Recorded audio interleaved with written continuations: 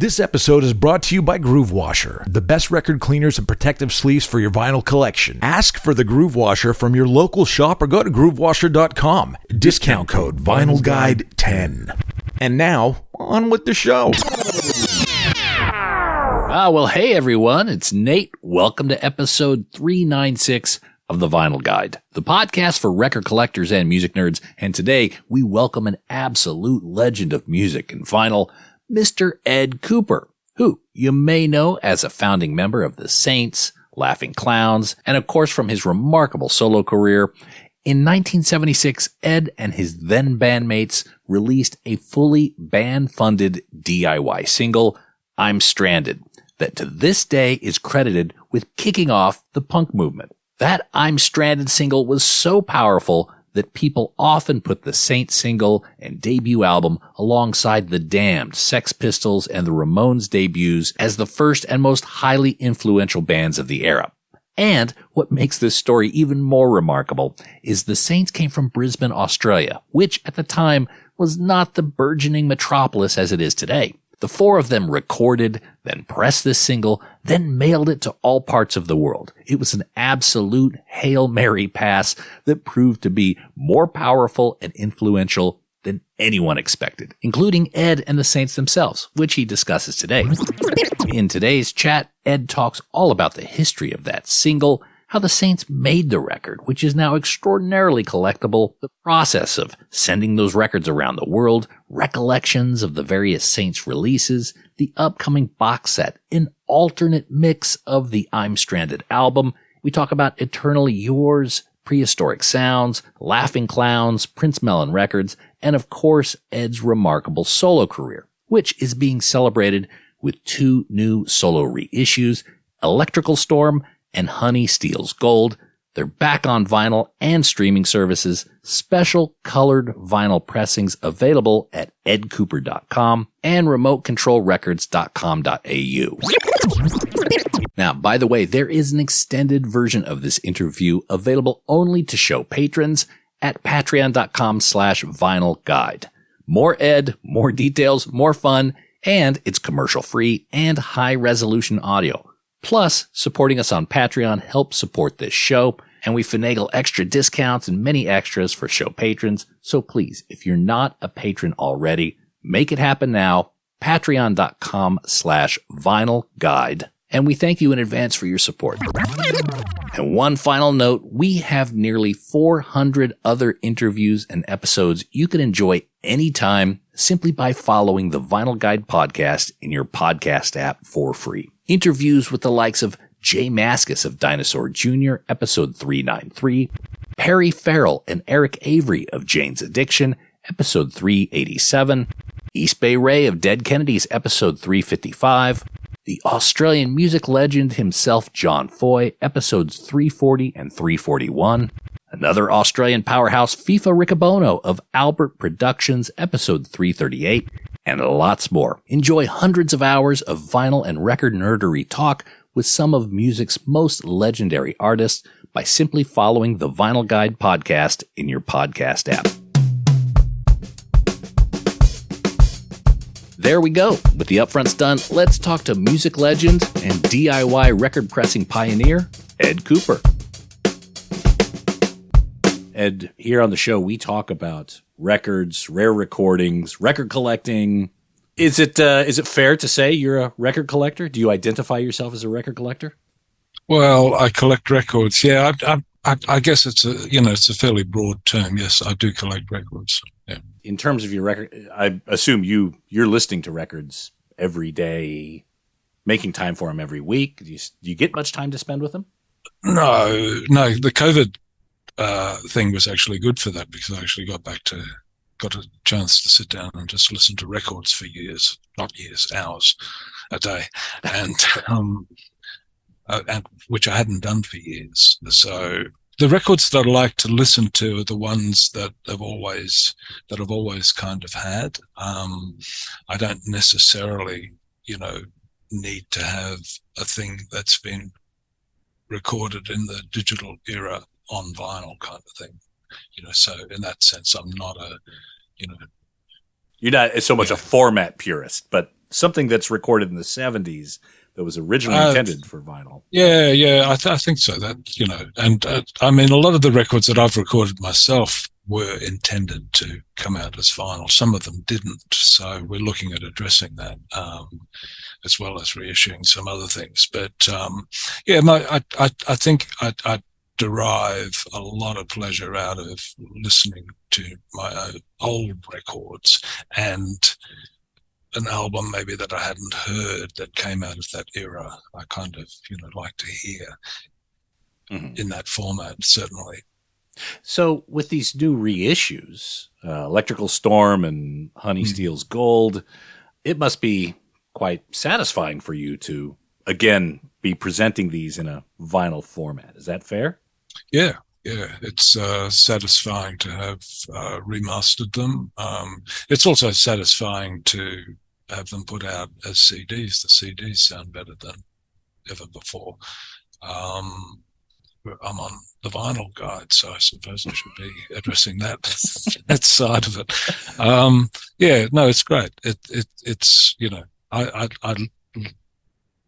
I love the look of them. I like the feel of them, But I don't want to become sort of too sort of perverse about it, I don't sleep with it or anything like that. Right. Well, look, again, revisiting the music of your career and Electrical Storm, correct me if I'm wrong, that was originally released in 1985. And I think that was your first solo LP. Is that right? It was, yeah. Okay. And I guess that was the first time you were stepping away from being in a band. Was that a scary time? Was that is an exciting time for you? How was it going into making Electrical Storm? It was really exciting. It was actually easier than having a band in a lot of ways because, the last days of Laughing Clowns, the band had kind of, we weren't getting on very well. It was a depressing and hateful sort of atmosphere a lot of the time. So that it was great not dealing with that. It was great not sort of feeling that I had to kind of write for something so people would be engaged. Everyone would be playing on every song. It kind of just gave me an opportunity to wipe the slate and start again, kind of thing. Okay, so Electrical Storm, that consists of songs that you had written around 84, 85, that you didn't go back into the books to prior to that. Not on that album, no. That album was probably all written between November of 84 and April of 85, I think. All right. And Honey Steals Gold came out a few years later. I noticed in this reissue sequence, you're skipping a couple albums, Rooms of the Magnificent, a few others. Are these albums you're going to eventually get to? Yeah. Hopefully we're putting out everything that has been released, plus some things that haven't been released. Oh, excellent. In the process of going through all this material and seeing what we could actually kind of salvage, because the tapes, the artwork, everything had been very badly stored. And we actually found an unreleased album, so that's going to come. Wow. And what era is that album from? 80s? About 95, around Frontierland. So we're looking at maybe making Frontierland, one of the new releases before the end of this year. Wow. And if that happens, we might do this other album, which I'm calling Mr. Miracle, which is going to be sort of like the sister album to Frontierland. They were done around the same time. Wow. Okay. So talk to me a little bit about the tapes, because you said they hadn't been stored great, but they're still functional. You're able to bake them and use them? Yeah. We had a little bit of problem with Electrical Storm, unfortunately, but so far everything else has been great. Okay. Luckily, Well, I know. Yeah, sometimes the heat in Brisbane isn't the greatest place to store. Oh, was it? They weren't stored here. They were in Sydney. Oh, okay. So you've got all the master tapes, all your solo stuff. You've got all the master tapes, or that they're where the master tapes are for Laughing Clowns. Okay, all right. Now I want to talk to you a little bit about a very rare record. I think you've probably seen one of these before. Yeah. I've probably even handled that very copy. Oh, okay. I was the storeman at Fatal Records, so I handled most of them. Okay. How did the band learn how to create a record? Was there a local band in Brisbane that had their own 45 that you guys took a page out of or learned from? No. I got the idea that we could actually do this because I was working at Astor Records in Brisbane when I first left school. And one thing that I noticed there was that you had these individuals, usually like truck drivers who would be country and western singers that do a recording in a small studio, bring in a tape, and then, a month later come back and they'd have their box of records waiting for them. And I thought, well, if they could, some guy singing Home on the Range or something for his mum can do it, then surely we can. And it proved to be a fairly straightforward process in itself. None of us had been in a studio before, but I just thought, well, you go and record, get a tape, take it into a place and get it pressed. And that is exactly what happened. Right.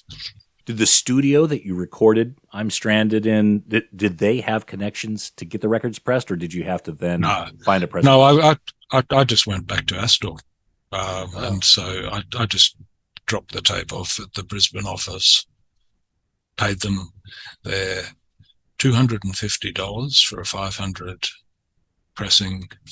unit pressing, and came back, I think it was about 6 weeks later.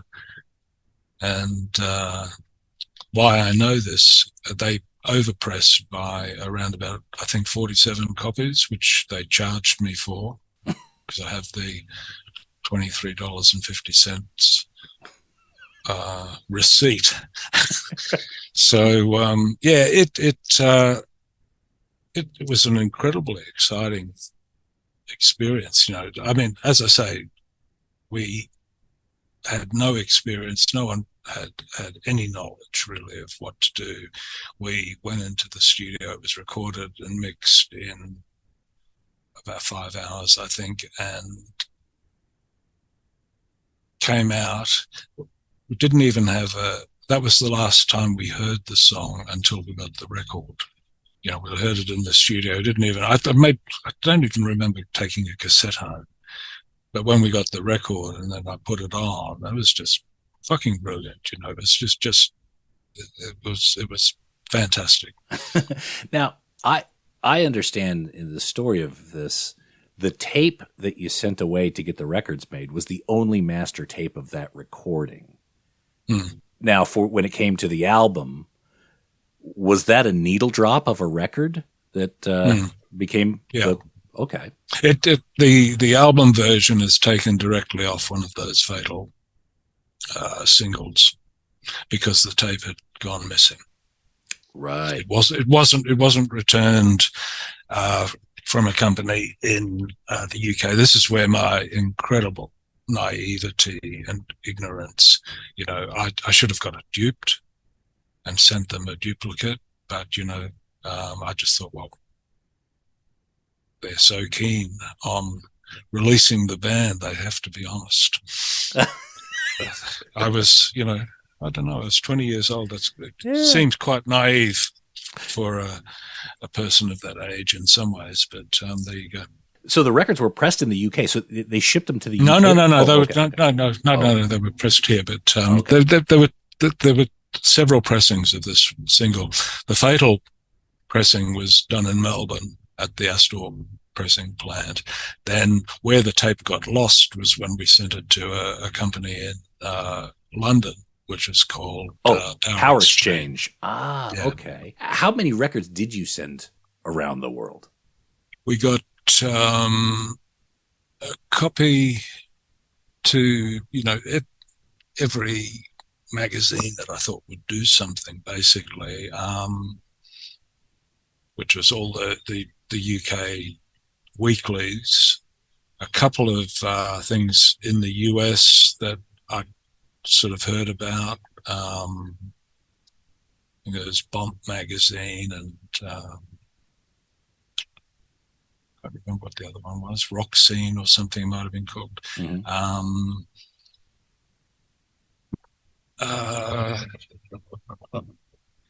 How many would I have sent out? I don't know, maybe up to 100, like a fifth of the total pressing. I didn't keep a record. Yeah. So you got the boxes, 547 records, I think you said.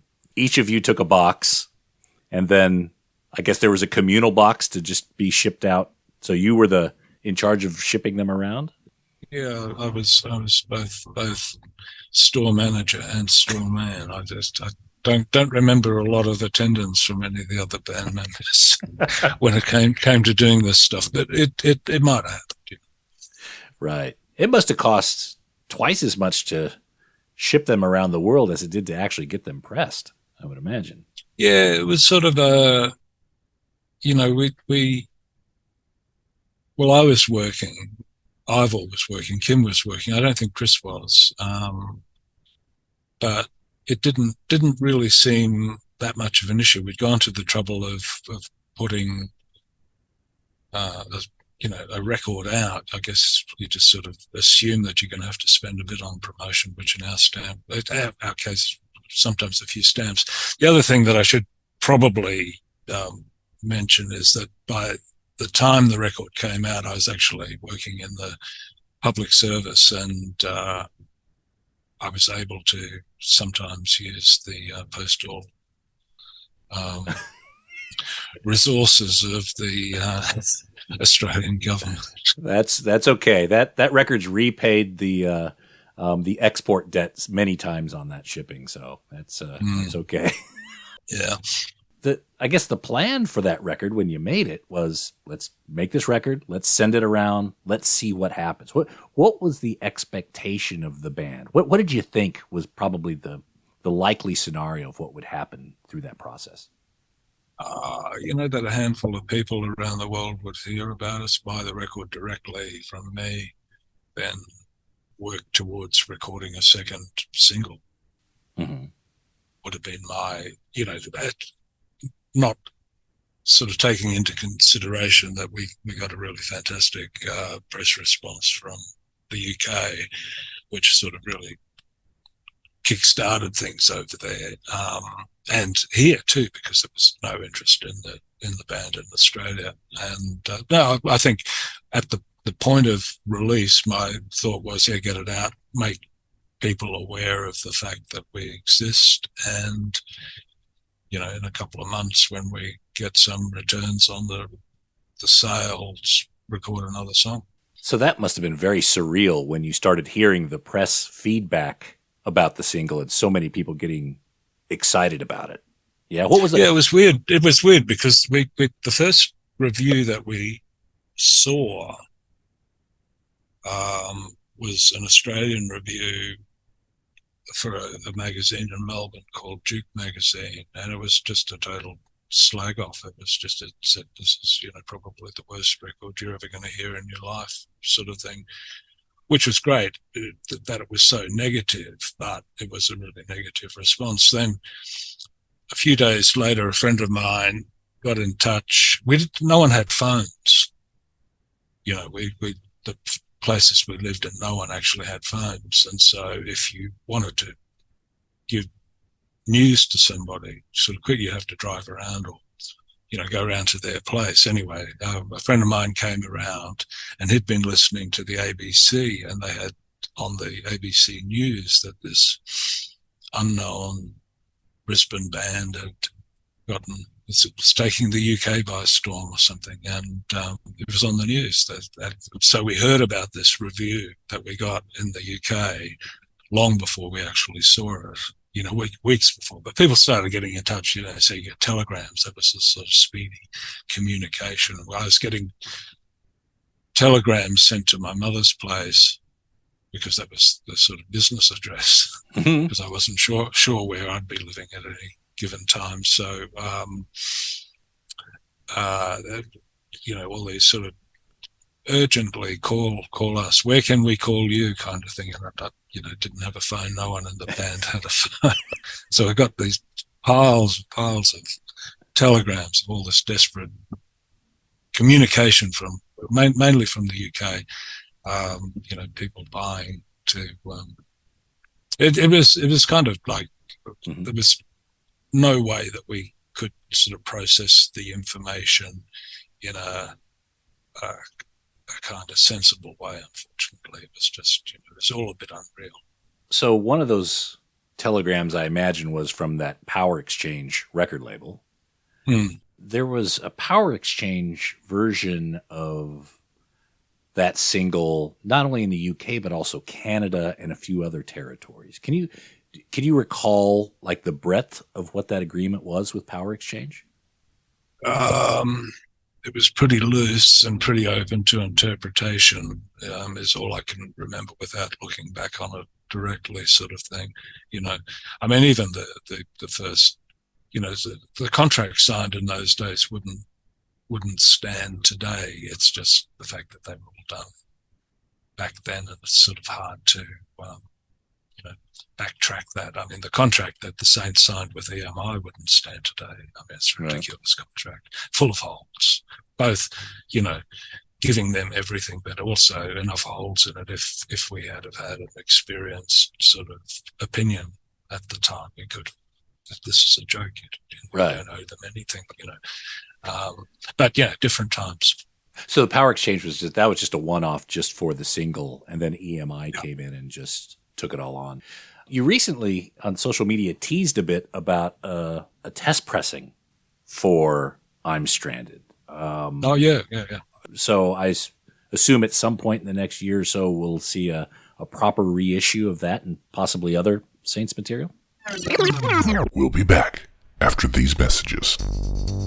Hey everyone, I'm here to talk to you about Seems Easy record sleeve repair strips. Ever find a record in a used bin where the vinyl is gorgeous, but the sleeve has this ugly split and is even falling completely apart? Well, that's okay. Grab it anyway, because with Seems Easy record sleeve repair strips, you can fix that right up. Seems Easy record repair strips repair seam splits from the inside, so it doesn't affect the appearance of a record sleeve, but it does make it functional again. With Seems Easy, records can now slide in and out like new. Turn a $5 record into a $25 functioning collectible. Just ask your local record shop for Seems Easy strips, and if they're not in stock, go to seamseasy.com. That's Seems Easy with 2 Z's. Seems Easy record sleeve repair strips. Seems easy because it is. Oh, and hey, record nerds, don't forget to clean your records with the very best and safest record cleaner, the Groove Washer. Make your records look and sound their very best and store them with confidence using the new Groove Washer Groove Guard record sleeves. You gotta try this out. It makes a huge difference to the quality of your vinyl experience. Ask for the Groove Washer by name at your local record store and accept no substitutes. Or head over to groovewasher.com and use discount code VINYLGUIDE10. All hail the Groove Washer. That's groovewasher.com, discount code VINYLGUIDE10. Now we return to the program, already in progress. No limits. You recently on social media teased a bit about a test pressing for I'm Stranded. Yeah. So I assume at some point in the next year or so we'll see a proper reissue of that and possibly other Saints material? Yeah. We have this plan to. In fact, the 2nd of August, 1976, is when we've now kind of narrowed that down to being the release date of I'm Stranded, because that's when I picked the copies up from Astor Records in Brisbane. Okay. And that's the date on my receipt. So we, on the 2nd of August this year, we are reissuing the single in all its international covers. On a label called In the Red. Oh, okay. So that's coming out in about 4 or 5 different covers.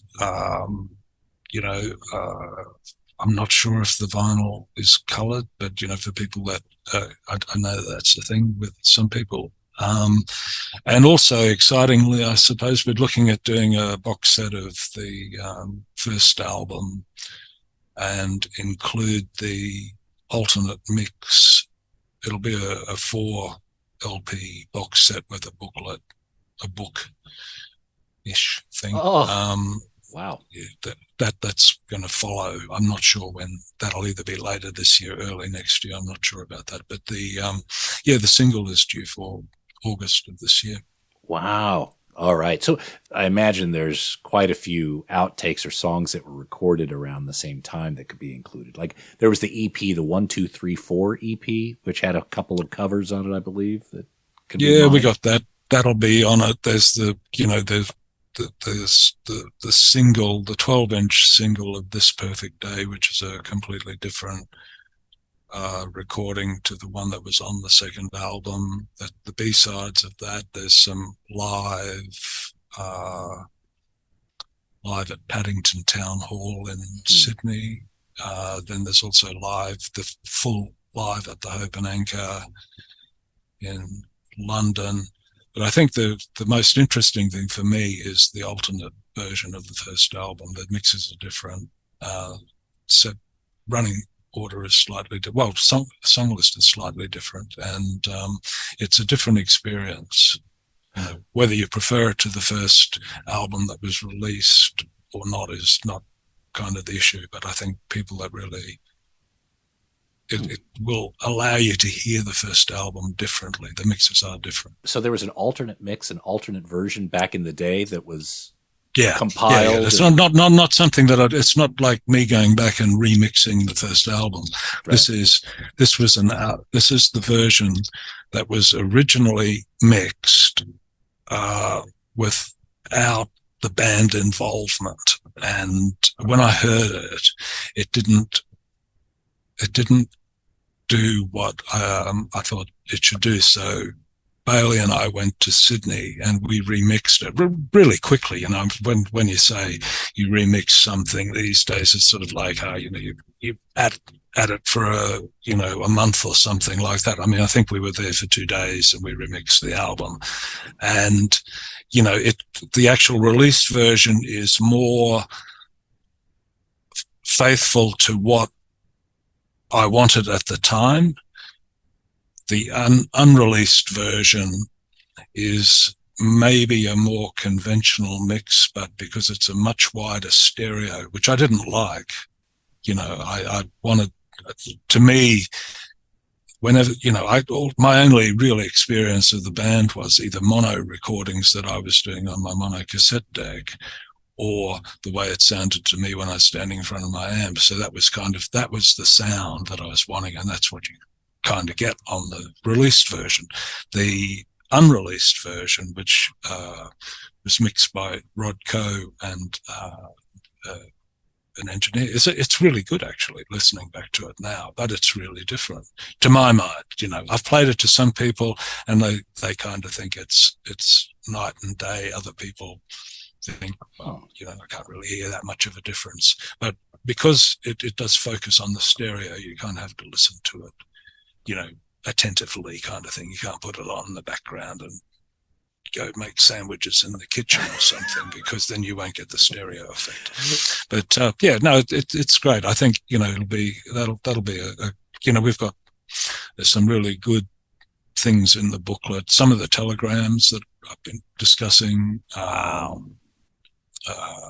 reviews and fanzine stuff, and there's some good stuff there. Oh, I can't wait. Yeah, there's been some very well-known albums that have had these alternate versions come out. Like the Stooges had the John Cale mix come out in the last few years, something done back in the day that was rejected. So it'd be an interesting view into that album. The cover of that album, I understand that picture was taken in a squat house in Sydney. Is that right? No. Oh, okay. No, it was taken in down the road from where the band had our Club 76 sort of headquarters. It was sort of this building on the corner of Petrie Terrace and Milton Road in Brisbane. It's still standing, actually. But we did the story of the cover is sort of, once again, one of those fairly convoluted things. I always hated that cover. I didn't approve that cover. We did a series of photos with a photographer in Brisbane who is kind of very generously actually passed on these photographs, and we're going to be using them in the box set. Anyway, we had these locations and discussed where we wanted things to be done. And so we did these really, really great black and white photographs. And then EMI got in touch and said, these aren't really quite professional enough or something. I can't remember what the reason was. And they sent up some photographer who then basically tried to copy all the ideas that we'd put down and just did it in this really fucking, advertising agency. The photos on the first Saints album have got that hazy sort of, I don't know if it's Vaseline coated lens kind of look, which it's also completely warped. The actual photograph, it makes, I'm taller than Chris. Oh, yeah. So there's something really weird about the whole thing. Anyway, I hate it. But, that in itself, it's become whatever it is. But the actual idea for the front cover, which I had, is vastly superior. And so we're using that in the box set sort of thing, because this is, a completely separate thing. We're including the original cover, but as part of the advertising campaign, the EMI did this really shitty, really daggy, the Saints Unstranded has not been released. It's escaped or something like that. It's just the daggiest fucking promo campaign, but we've got one of those posters and we'll probably do a repro of that and include it in the box kind of thing. So, it gets referenced. It's part of the story. I'll tell you the funny. I think Ivor at the Saints drummer approved that. I wasn't in Sydney when that. I must have been off having a fight with my girlfriend or something like that. So, Ivor approved it. And if you look at the cover, you can see, like, there he is. He looks like, some A-grade hustler from some Andy Warhol 70s film or something like that. So he's quite happy with the way he's like, but everyone else looks really fucking weird. There's some sort of, just lens distortion or something. I can't work it out. Okay. So Kim was not that fat. I was not that short, and Bailey was not that big. But Ivor liked the picture, so that's what. Yeah, Ivor was quite happy with it. Yeah. Well, he used to hang out in the EMI offices all the time. Like he'd always be flirting with all the secretaries and things. So he was always in there. So, is there going to be a similar treatment to Prehistoric Sounds or? Yeah, hopefully we're doing the other two as well. Right. Do you still look back on that period, those three records, with a lot of pride? Do you look back on them as maybe some frustration or things you would want to do different? How do you reflect back on those? Musically, I'm really proud of them. There would be a couple of things that I'd do a little bit differently. I would have been aware of something, remixing the first album that I wasn't aware of at the time and didn't really pick up on, but which I won't draw attention to. It's just I will actually, it goes out. There's a little bit of a phasing issue. It was part of my trying to make it more mono thing, which resulted in not quite as much bass on that as I think it should have. The first mix has more bass, which is the one that we rejected. But I think we were mixing so loud that didn't hear the fact that it didn't have that much bass. Right. I think when you really mixed, and keeping in mind also that none of us had even like halfway decent stereo. So when you go into a studio and hear studio monitors, it was like, wow, it's just the most amazing thing that's ever been recorded, and especially if you crank it up, kind of thing. So, little bits and pieces, but generally, no. I'm really happy with them. They were what I was aiming for. If they fell flat, then that was all part of the process. No, I really like those records. I always have. Just going back to the single really quick, who thought of the name, or what's the background of the name Fatal Records? It's sort of a little play on K-Tel, which is probably not very obvious. I mean, I was thinking for a little while that we might sort of call it Fatal, but that got lost in translation to Astor, and so it came out as Fatal, which is okay. Oh, okay. And I love how some of the more recent records that you've released, the Ain'ts, you still incorporate Fatal Records. As part of that. Well, I started the label. I mean, it was the band's label, but it was my idea to do it. So after Saints, you formed Laughing Clowns, and as part of that, there was Prince Melon Records. Mm. Can you walk us through a brief history of Prince Melon? Was that a label that you started alone? Was that with Ken West? How did that come together? It came about after the Clowns did their first recording with Missing Link Records, which is a Melbourne label run by Keith Glass. And it was after doing that I decided that I think I'd rather do it myself. There were just sort of a few things that kind of went askew, just decisions taken about things, not the recording, but with the cover and just the pricing. There were a few sort of minor disagreements, not minor disagreements. There were disagreements with Keith, and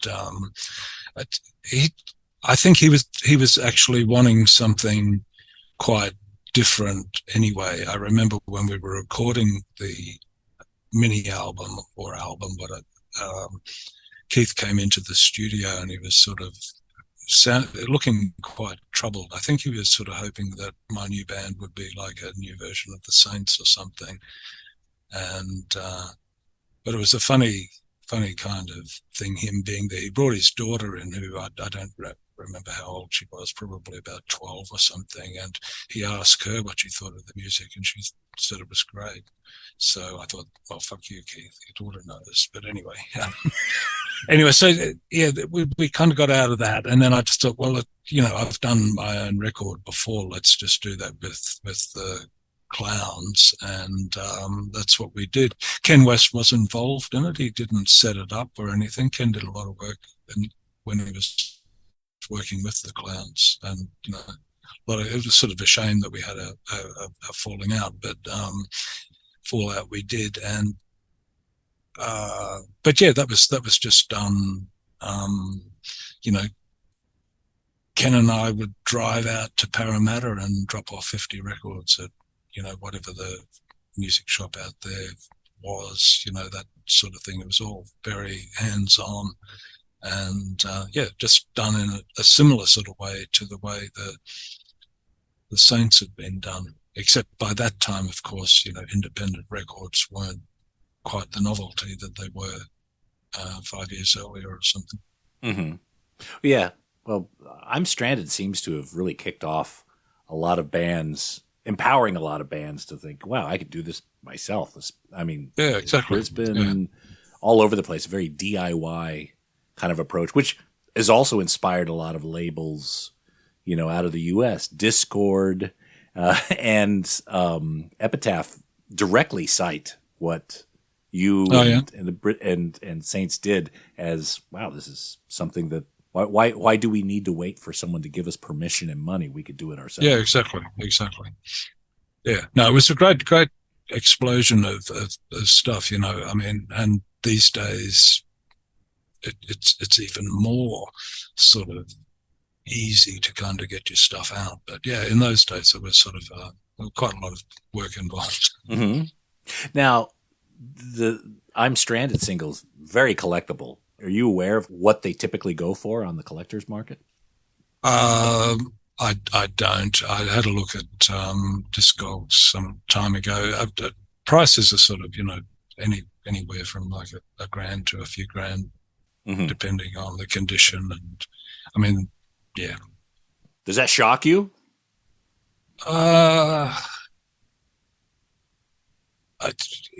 It shocks me that it isn't more in some ways, because I actually know how rare it is. Like I think it would be more if it was not, I mean, it's such an easily available song these days. It's on, it's on YouTube. You can access all this stuff. So I think if it was a more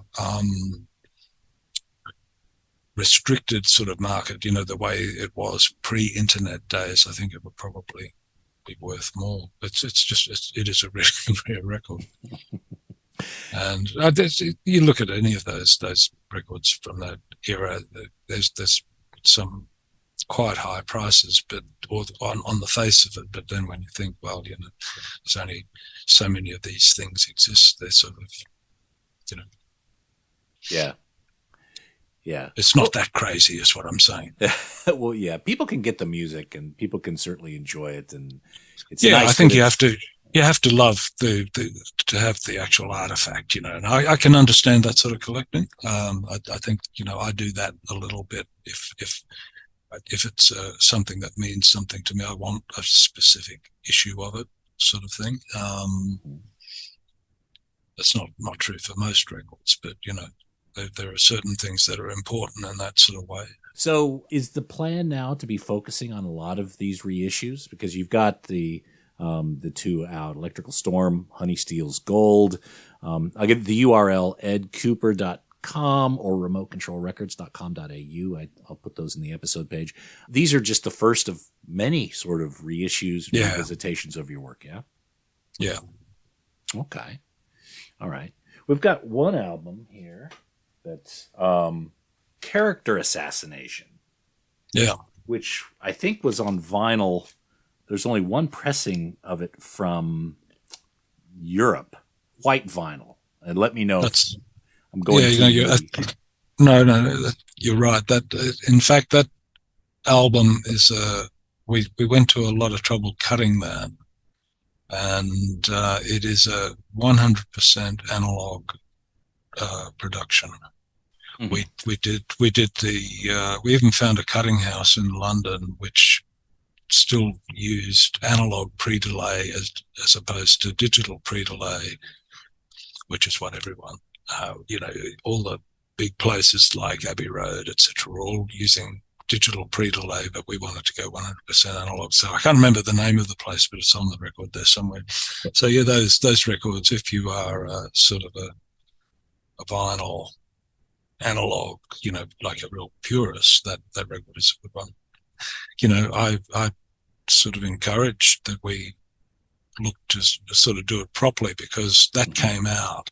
The album just before it, Serene Machine, didn't even get a vinyl release because CDs had sort of really taken over by that time. And in Australia especially, EMI had sold off their cutting lathe. I think there was something ridiculous. They'd spent $100,000 to kind of bring it, sort of modernize it. Mm-hmm. And then head office decided that, well, vinyl is dead. So I think they sold it for $5,000 to some place in Korea after having just spent $100,000 on it. Yeah. That's why they can't afford to pay you royalties. Make these idiotic business decisions.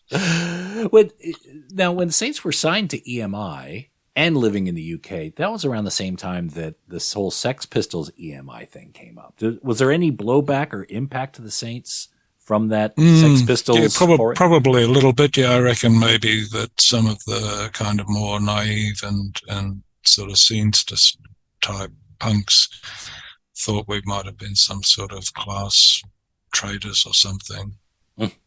But, you know, there seemed to be this thing that, yeah, I don't know. There was a little bit, not that much. I mean, we were actually on Harvest in the UK, so which was a sort of a sub-label of EMI. Harvest used to be their progressive rock label in the early 70s, and so it was sort of an odd kind of. I was quite happy to be on Harvest. Actually, I quite liked it as a label.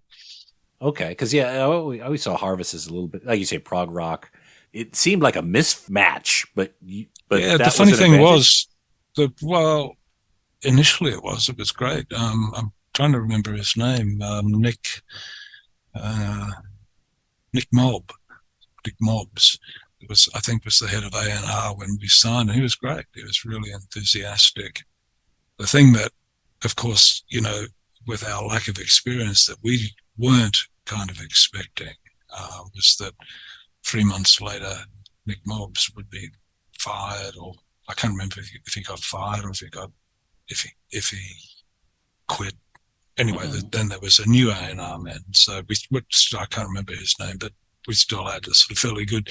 We had about 3 or 4 changes, and by the time the 4th change came around, there wasn't any. You know, these people get their jobs because they bring something new, and if you know you've been brought to the label by someone else, that you don't really quite get the attention that maybe you should. But that was sort of, you know, in the company itself. Initially, it was good. You know, the staff in the London office were really good. Initially, but quick turnover. The story I heard was Prehistoric Sounds had some difficulty getting approved for release. Is that true, or was it? No, not really. There was sort of like this an intervention, and like by the time we were recording Prehistoric Sounds, the band was, you know, we all knew pretty much that this was going to be our last record, and initially there was I think the label was a bit shocked by the record. I think they were expecting something completely different. We made the mistake of having just been mucking about in the sort of getting the sounds right. It recorded an Otis Redding song called Security, and someone at EMI heard that and just thought, oh, well, this is great. Put that out. I didn't even want it to be on the album, but I thought, we're not going to be around to tour this album. I want it to come out. And so having an extra song added was not a major, like a disgusting kind of compromise, even though I think it unbalances the second side a little. A lot of people like it, you know, I don't, but you know, that was sort of the extent of it. It wasn't really that hard to put out. They weren't that resistant. We had, to put it into perspective, Eternally Yours, the second album, was released in February of 78. We toured that album. We broke up, got back together to record the third album, which started in April, finished in May. The album was out in September. Doesn't sound like a rough ride to me, kind of thing. You know, it was sort of six months between the second and third album, sort of thing. Right. I think if the band had we probably needed like completely different management by that time. And I think if there weren't sort of like Chris and I weren't getting on all that well at that stage. We'd been really good friends up until that time, and kind of drifted apart a little bit around then. I think some of that was sort of artistically driven, which then turned into sort of a bit of an ego clash kind of thing. But, for all, Chris didn't like prehistoric sounds.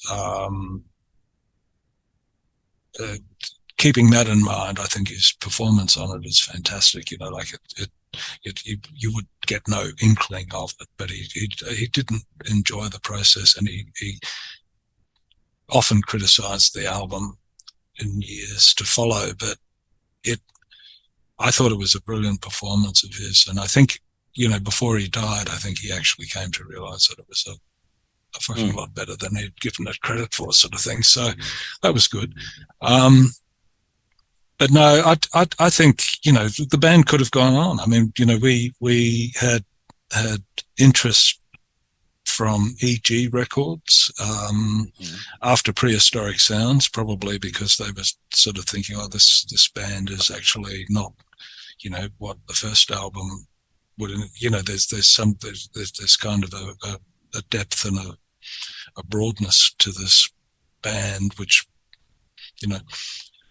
I think in a lot of ways, Prehistoric Sounds and Eternally Yours are just such a great fit on the Harvest label. I think that that made it was, I like the design of the label, and for the most part, people were pretty good.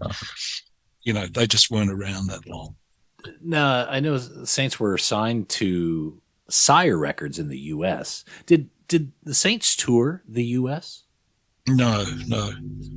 I can't even remember how Seymour Stein got to hear it.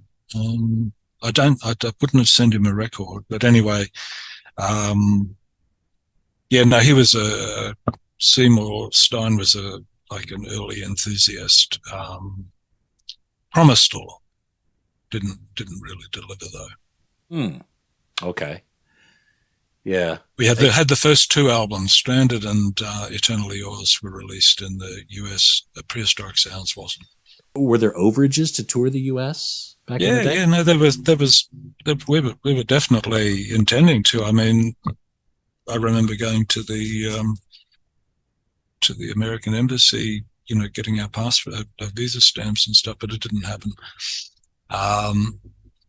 You got to remember that the time between the recording of the first Saints album, which was in October in '76, and the recording of Prehistoric Sounds, it was like 18 months. We did 3 albums. We did the tours. There wasn't like a lot of time that we weren't doing things. And by the time we could have toured the States, or could have even come back to Australia, because we didn't come back to Australia and tour again after we left either, that would have been in the future.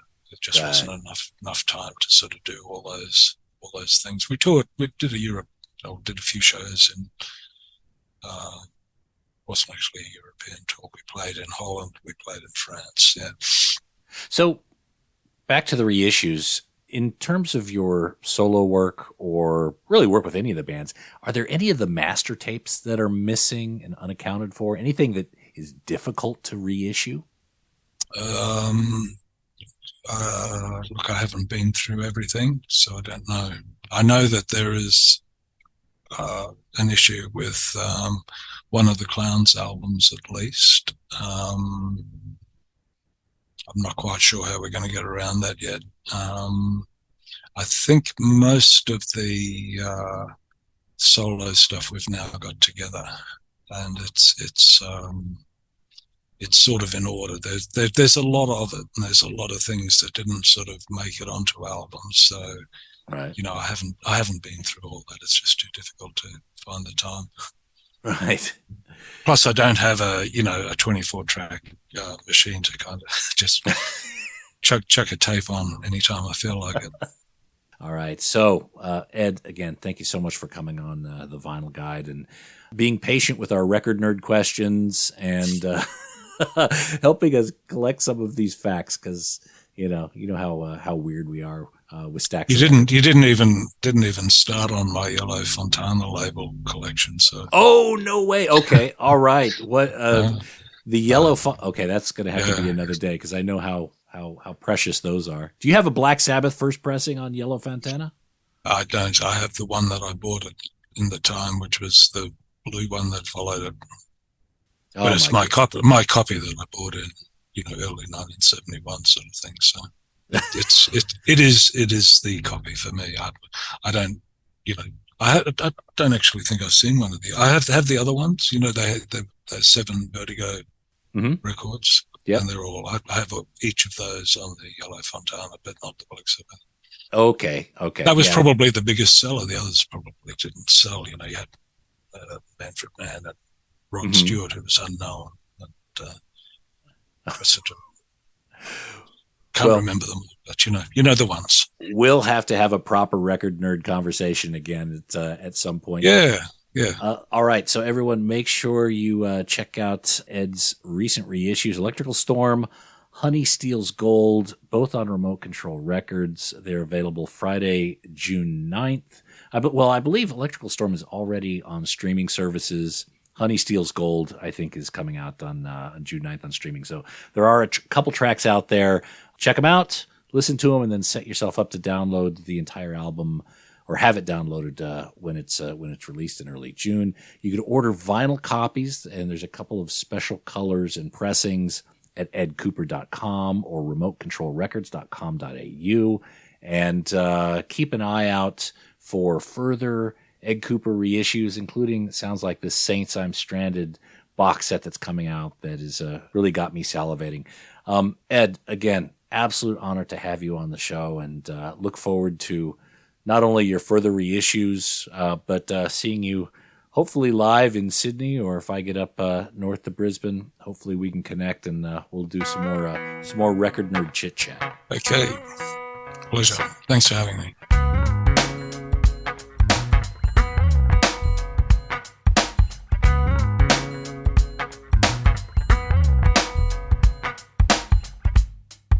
Oh man, I've always wanted to have Ed on the show, and I got to have him back. I think we only kind of just scratched the surface. We focused on that first Saints single, which is an incredible story, and I wanted to focus on it, but there's a lot of other areas of Ed's career we can talk about. Maybe a deep dive into the Laughing Clown someday, and his solo releases. I can see a few other episodes with Ed coming up in the future. I hope we can make them happen.